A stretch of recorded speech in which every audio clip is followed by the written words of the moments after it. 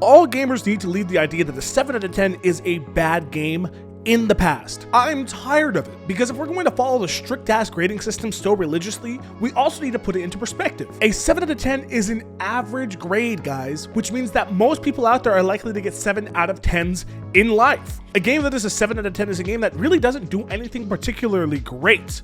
It just simply exists within the confines of gaming culture and is something to play when you get bored. Is it going to beat out Baldur's Gate for Game of the Year? No. Is it going to be as bad as Kill the Justice League? Also no. I'd even take it a step further and say that most games that people play nowadays are exactly that. 7 out of 10s. Y'all just think that a 7 out of 10 means that the game is trash, so you guys are afraid to call it that. Y'all were okay with getting 7 out of 10s in your test in college, but all of a sudden y'all are too good for a 7 out of 10 game? Come on now, let's be realistic. Some 7 out of 10s are okay to play. Guys, also, we gotta leave the console wars in 2024. Please, for the love of all things holy, you guys are arguing over an overpriced piece of plastic made by corporations that has been screwing you guys over repeatedly. You guys owe these corporations nothing. And by the looks of how they're actually carrying themselves towards you guys, they act like they don't owe you anything as well. Stop calling games dead just because you stopped playing them. Yes, live service games are garbage 9 out of 10 times, but just because you decided to drop one doesn't mean that the game is dead. Helldivers 2 has 80 to 100,000 players every single night, and people still to this day call that game dead because they haven't touched it since April. You guys need to pop the bubble that you live in. Oh, and while we're on the subject of live service games, stop saying y'all hate live service games, because financial statistics and player statistics both show that live service games are literally the most popular game genre within our culture. Stats-wise, gamers love live service games, especially considering that the overwhelming majority of them spend their money on them repeatedly. If we are going to be upset, let's at least use the right diction to be upset. You guys don't hate live service games. You guys just hate bad games. The only problem with live service games is that the chances of making a bad live service game are much higher than making a good one, which is why the majority of them are garbage. But let's use the right wording and point our anger towards the thing that actually matters: bad games. Because you, yes you, I'm talking to you watching this video, probably spent some money on Marvel Rivals. I can already tell.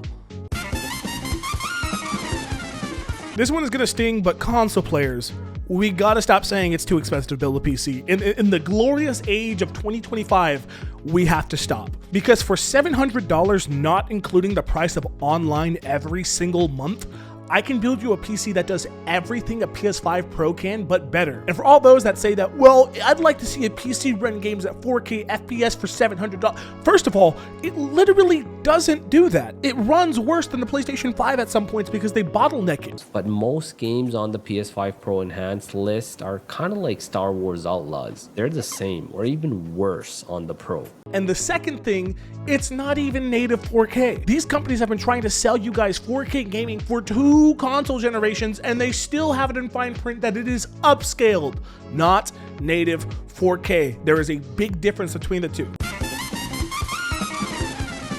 Also, PlayStation 4 users, listen, y'all gotta put the PS4 down. I get it, it's been with you through thick and thin, but my brother in Christ, that console you're playing on has been considered a retro console for around 2 years now. You are playing on an Atari. You are playing on a Wii. You are playing on a Sega Genesis. I get it. Money is tight. But if you're one of those people who are going around talking about how gaming really isn't the same, and you're commenting about how a game is going to be coming to PlayStation 4 or not, I really think it's time to have a serious conversation, my man. One wrong move and that thing will literally turn into a Class A bomb that the government will try and take away from you. Let's put it down together, please.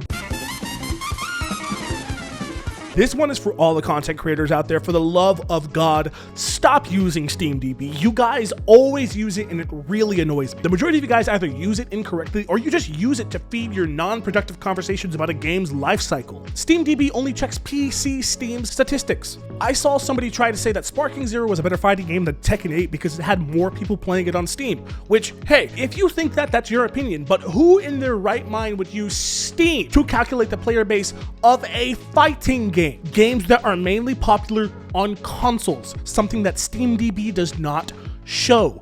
Stop using it to justify your already flawed arguments. It makes no sense. This is for everyone out there. We need to stop making it seem like just because a game is short means it's automatically bad.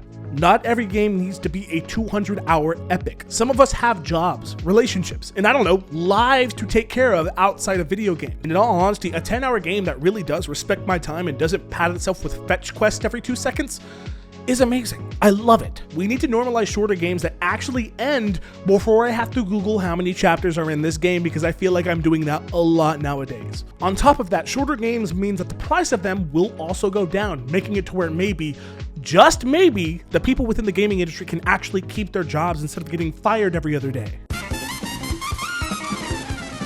This one might be controversial for some reason, but let's stop using Metacritic for the end-all deciding factor for whether or not a game is good, yeah? Listen, I get that reviews are needed. I even make some myself, and I think that there are plenty of reputable personnel who offer that type of content. But you are a grown adult.